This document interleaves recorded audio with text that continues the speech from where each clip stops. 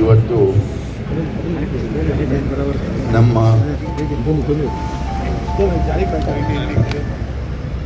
ಕಾರವಾರ ತಾಲೂಕಿನಲ್ಲಿ ಒಂದು ಅನಾಹುತ ಏನಾಗಿದೆ, ನಮ್ಮ ಸಹೋದರಿ ರೇಷಲ್ ಡಿಸೋಜ ಅವಳ ಒಂದು ನೀನು ಹಾಕ್ಕೊಂಡು ಏನು ಆತ್ಮಹತ್ಯೆ ಮಾಡಿಕೊಂಡಿದ್ದಾರೆ. ಅದರ ಬಗ್ಗೆ ನಮಗೂ ಅಪರಾಧದ ಮನಸ್ಸಿಗೆ ಬೇಸರ ಇದೆ. ಅದನ್ನು ಇವತ್ತು ತಾವೆಲ್ಲರೂ ಖಂಡಿಸಿ ಒಂದು ಮೆರವಣಿಗೆಯನ್ನು ಮಾಡಿ ಡಿ ಸಿ ಅವರಿಗೆ ಒಂದು ಕೊಟ್ಟಿದ್ದೀವಿ. ಈ ಮೊದಲು ನಾವು ಅವರ ಮನೆಗೆ ಹೋಗಿ ಎಸ್ ಪಿ ಅವರಿಗೆ ಕರ್ಕೊಂಡು ಹೋಗಿದ್ದೆ. ಎಸ್ ಪಿ ಅವರಿಗೆ ಗಮನಕ್ಕೆ ತಂದು ಅದನ್ನು ಎಸ್ ಪಿ ಅವರ ಗಮನಕ್ಕೆ ತಂದು ತಾವೆಲ್ಲರೂ ಒಂದು ಮಾತನ್ನು ಹೇಳಿದ್ರಿ, ಮರಣೋತ್ತರ ಮರುಪರೀಕ್ಷೆಯನ್ನು ಮಾಡಬೇಕು ಅಂತ ಹೇಳ್ಕೊಂಡು. ಯಾಕಂತ ಹೇಳಿದರೆ ಒಂದು ಪೋಸ್ಟ್ ಮಾರ್ಟಮ್ ರಿಪೋರ್ಟ್ನಲ್ಲಿ ಅದನ್ನು ಲವ್ ಬೈಕ್ ಅಂತ ಒಂದು ಮೆನ್ಷನ್ ಮಾಡಿದ್ದಕ್ಕೆ ತಾವು ಬಹಳ ಬೇಸರ ಮಾಡಿಕೊಂಡಿದ್ದರು. ಆ ಆಕ್ರೋಶವನ್ನು ಸಹ ಅವರ ತಂದೆ ಮತ್ತು ತಾಯಿಯರು ಸಹ ಹೇಳಿದರು.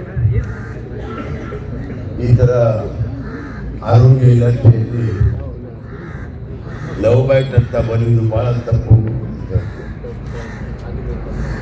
ಅದನ್ನು ನಾವು ಆಮೇಲೆ ತಕ್ಷಣ ಡೀನ್ ಅವರ ಹತ್ರ ಮೀಟಿಂಗ್ ಮಾಡಿಸಿ ಅದರ ಬಗ್ಗೆ ಅವರಿಗೆ ಕೇಳಿದ್ವಿ, ತಾವೇನಾದರೂ ಪರೀಕ್ಷೆ ಮಾಡುವಾಗ ಬೇರೆ ಥರದ ಏನಾದರೂ ಅರೇಂಜ್ಮೆಂಟ್ ಆಗಿದೆ ಅದ್ರ ಬಗ್ಗೆ ತಾವು ಹೇಳಬೇಕಂತ. ಅದಕ್ಕೆ ಅವರು ಉತ್ತರ ಕೊಟ್ಟಿದ್ದೀನಿ ಅಂತ ಹೇಳಿದರೆ, ನಾವು ಅದನ್ನು ಮಾಡಿಲ್ಲ. ಯಾಕಂತೇಳಿದ್ರೆ ನಮಗೆ ಪೊಲೀಸ್ ಇಲಾಖೆಯಿಂದ ಅದನ್ನು ಬರೆದುಕೊಂಡಿಲ್ಲ. ನಾವು ತಿಳಿದ ಮಟ್ಟಿಗೆ ಇದು ಏನು ಪೋಸ್ಟ್ ಮಾರ್ಟಮ್ ಮಾಡುವಾಗ ಯಾವಾಗ ಲವ್ ಬೇಕಂತ ನೀವು ಹೇಳ್ತೀವಿ ಅದನ್ನು ಕಂಪಲ್ಸರಿ ಅದನ್ನು ಚೆಕ್ ಮಾಡಬೇಕು. ಅದೇ ಪ್ರಕಾರ ಒಂದು ಬ್ಲಡ್ಡಿದು ಒಂದು ಕಲೆ ಎಲೆಗಳು ಕಾಣ್ತಾ ಇದ್ದು ಅಂತ ಹೇಳ್ಕೊಂಡು ಅದನ್ನು ಬರೆದಿದ್ದರು. ಆದರೆ ಅದು ಏನು ಅದೊಂದು ಲುಕ್ಸ್ ಲೈಕ್ ಮೆನ್ಸ್ಟ್ರಲ್ ಬ್ಲಡ್ ಅಂತ ಹೇಳ್ಕೊಂಡು, ಅಂದರೆ ಏನು ನಾವು ಹೇಳ್ತೇವೆ ಅವರ ಮಾನಸಿಕವಾಗಿ ಆಗ್ತದೆ ಅದರ ಬಗ್ಗೆ ಹೇಳಿದ್ರು. ಆದರೆ ಅವರ ತಾಯಿ ಮತ್ತು ಆಕ್ರೋಶವಾಗಿ ಒಂದೇ ಒಂದು ಮಾತು ಹೇಳಿದ್ರು, ಡಿಸೆಂಬರ್ 21ನೇ ತಾರೀಕಿಗೆ ಅವಳ ರೆಗ್ಯುಲರ್ ಕೋರ್ಸ್ ಆಗಿದೆ, ಇದು ನಡೆದಿದ್ದು 9ನೇ ತಾರೀಕಿಗೆ. ಅದನ್ನು ಅವರು ಯಾಕೆ ಈ ಥರ ಬರೀತಾ ಇದ್ದಾರೆ ಅಂತ ನಮಗೂ ಅರ್ಥ ಆಗ್ತದೆ ಅಂತ ಹೇಳಿದ್ಮೇಲೆ ಎಸ್ ಪಿ ಅವ್ರ ಹತ್ರ ನಾವು ಮನವಿ ಮಾಡಿಕೊಂಡ್ವಿ. ಇದನ್ನು ಪುನಃ ಮರಣೋತ್ತರ ಪರೀಕ್ಷೆನ ಮತ್ತೊಂದು ಮರುವಾಗಿ ಮಾಡಬೇಕಂತ. ಆಮೇಲೆ ಡಿ ಸಿ ಮೇಡಮ್ ಅವರು ಮೊನ್ನೆ ಮೀಟಿಂಗ್ ಇದ್ದಾಗ ಪರ್ಸನಲಿ ನಾವು ಡಿಸ್ಕಸ್ ಮಾಡಿದ್ವಿ. ಎಸ್ ಪಿ ಅವರು ಇದ್ರ ಬಗ್ಗೆ ಡಿಸ್ಕಸ್ ಮಾಡಿ ಇವತ್ತು ಈಗಾಗಲೇ ಬಾಡಿಯನ್ನು ತೆಗಿತಾ ಇದ್ದಾರೆ. ನಮ್ಮ ಗಮನಕ್ಕೆ ನನಗೆ ಬಾಡಿಯನ್ನು ಈಗ ಅಲ್ಲಿ ತೆಗಿತಾ ಇದ್ದಾರೆ. ಇಲ್ಲಿ ನಿಮ್ಮ ಕನ್ನಡ ಅದನ್ನು ಮರಣೋತ್ತರ ಪರೀಕ್ಷೆಗೆ ಈಗ ಮತ್ತೆ ಮರು ಪರೀಕ್ಷೆಯನ್ನು ನಾವು ಮಾಡ್ತಾ ಇದ್ದೀವಿ. ಇದರಲ್ಲಿ ಒಂದು ಮಾತನ್ನು ನಾನು ಹೇಳ್ತೇನೆ, ಯಾವುದೇ ಇಲಾಖೆಯಲ್ಲಿ, ಪೊಲೀಸ್ ಇಲಾಖೆಯಲ್ಲಿ, ಜಿಲ್ಲಾಡಳಿತದಲ್ಲಿ ಅಥವಾ ವೈದ್ಯರ ವಿಷಯ ಕೊಟ್ಟು ನಮಗೇನು ಗೊತ್ತಿಲ್ಲ, ಟೆಕ್ನಿಕಲಿ ನಾನು ಹೇಳಿದ್ದು ಬರುವುದಿಲ್ಲ. ಆದರೆ ಒಂದು ಮಾತು ಇವತ್ತು ನಿಮ್ಮ ಮುಂದೆ ಯಾರಿಗೂ ಇದ್ರ ಬಗ್ಗೆ ಸಮಾಧಾನ ಇರುವುದಿಲ್ಲ. ಇಂಥ ಒಂದು ಘಟನೆ ನಡೆದಾಗ ಮತ್ತು ಅಲ್ಲಿಯ ಜನರಿರ್ಬೋದು, ಸ್ವತಃ ನನ್ನ ತಮ್ಮ ಇರ್ಬೋದು, ನನ್ನ ಮೇಲೂ ಆಕ್ರೋಶವನ್ನು ವ್ಯಕ್ತಪಡಿಸಿದೆ. ನಾನು ಹೇಳಿದೆ, ನಾನು ಇಲ್ಲಿಲ್ಲ, ನಾನು ದಿಲ್ಲಿಗೆ ಹೋಗಿದ್ದೆ. ಆಮೇಲೆ ನಾನು ರಾತ್ರಿ ಫೋನ್ ಮಾಡಿದಾಗ ಕೇಳಿದ್ದೇನೆ, ನಿಮಗೆ ಅದ್ರ ಬಗ್ಗೆ ಸಂಶಯ ಬೇಡ, ಅವರು ನನಗೆ ಒಂದು ಸಿಸ್ಟರ್ ಇದ್ದಾಗೆ. ಇದನ್ನು ನಾನು ಅವ್ರ ಮನೆಗೆ ಬಂದು ಹೇಳಿದ್ದೇನೆ.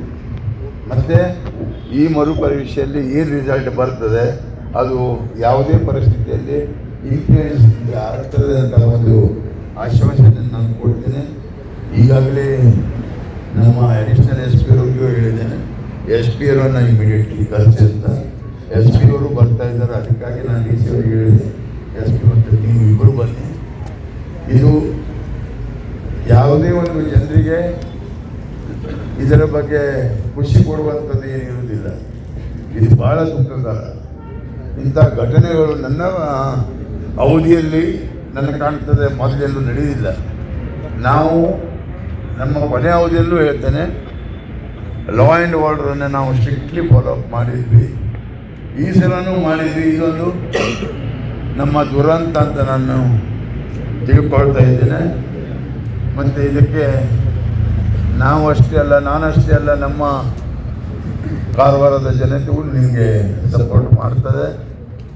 ಅದು ಬಿಟ್ಟು ನಮ್ಮ ಸರ್ಕಾರದಲ್ಲೂ ಸಹ ಇದರ ಬಗ್ಗೆ ನಿಷ್ಪಕ್ಷವಾಗಿ ನಾವು ಏನು ಕಾನೂನಿನ ಅಡಿಯಲ್ಲಿ, ಕಾನೂನಿನ ಪ್ರಕಾರ ಇದನ್ನು ನಾವು ಏನು ಮಾಡ್ತೇವೆ, ಒಂದು ಏನು ಇದರ ಹಿಂದಿನ ಗೌಪ್ಯ ಏನಾದರೂ ಇದ್ದರೆ ಅದನ್ನು ನಾವು ಹೊರಬಿಚ್ಚಿಡ್ತೇವೆ ಅಂತ ಇವತ್ತು ತಮ್ಮಲ್ಲಿ ಖಡಾಖಂಡಿತವಾಗಿ ಹೇಳಿ ಬಯಸ್ತೇವೆ.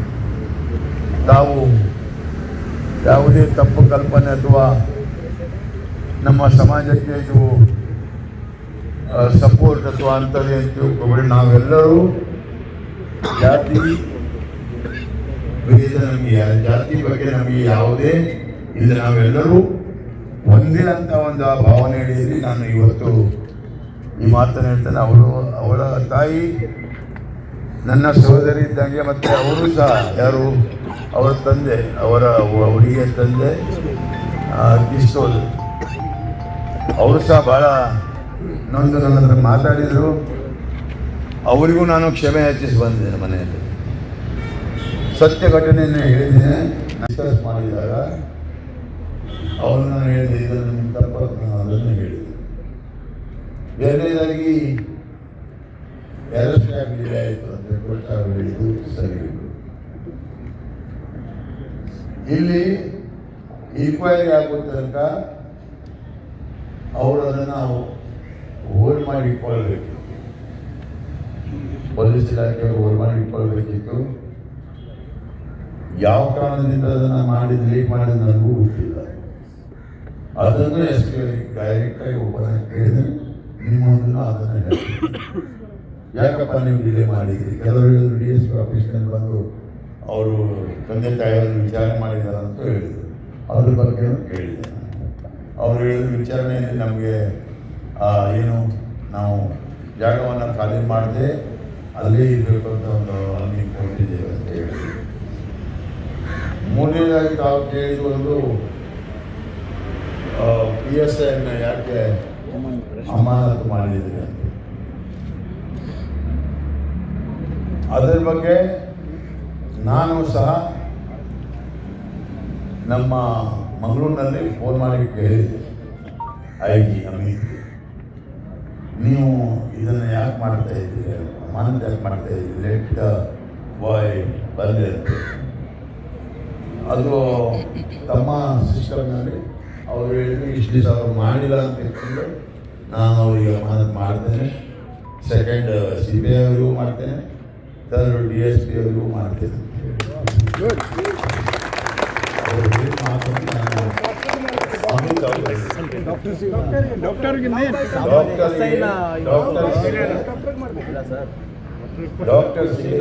ನಾನು ಡಿಸ್ಕಷನ್ ಈಗ ಬೇಕಾದ್ರೆ ಡಾಕ್ಟರ್ಸ್ಗೂ ಇಲ್ಲೇ ಕಳಿಸ್ತೀನಿ, ಡಾಕ್ಟರ್ಸ್ಗೂ ಇಲ್ಲೇ ಕಳಿಸ್ತೀನಿ.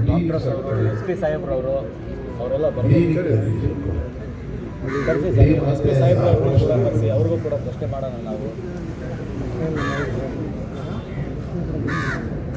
ಆದರೆ ಈ ಪ್ರಶ್ನೆ ನಮ್ಮನ್ನು ಮಾಡಿದರೆ ಸಹಜವಾಗಿ ನಾವು ಇದೇ ಥರ ಎಲ್ಲ ಪಕ್ಷದವರು ಬರಬೇಕು. ಯಾಕಂದರೆ ಅಧಿಕಾರಿಗಳು ಬಂದು ನಮ್ಮ ಪರವಾಗಿ ಇದು ಭಾಳ ನೋವಾಗ್ತಾ ಇದೆ. ಹೌದು. ಯಾಕಂತ ಹೇಳಿದ್ರೆ ಈ ಥರ